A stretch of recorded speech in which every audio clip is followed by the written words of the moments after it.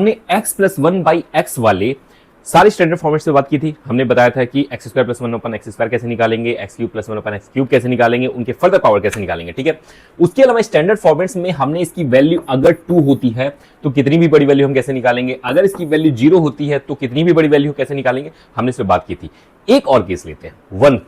ठीक है, अगर मैं x plus one by x की वैल्यू अगर 1 कर दूं तो ये वैल्यू कैसे निकलेगी, x to the power 1024 plus 1 upon x to the power 1000। पहले सबसे पहले तो ये समझो कि x plus one by x की वैल्यू 1 कभी भी हो सकती है।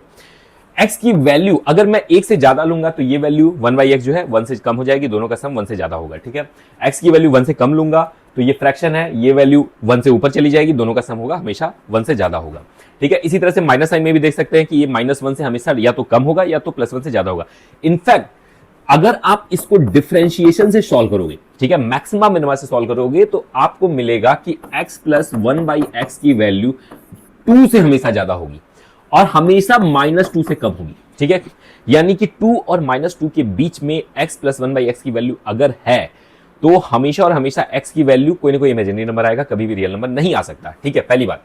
ठीक है, तो कभी भी अगर 2 या -2 के बीच में है तो समझ लो कि इमेजिनरी सोल्यूशन है x के लिए। ठीक है, अब देखो इसके हम ये कैसे निकालेंगे, सोचो x प्लस वन एक्स की वैल्यू 1 है तो हम x square plus 1 upon x square कैसे निकालेंगे। 1 का स्क्वायर -2 करते हैं, वैल्यू आ जाएगी -1। अब एक बार ये -1 आ गई ना, अभी हमेशा -1 वैल्यू आने वाली है।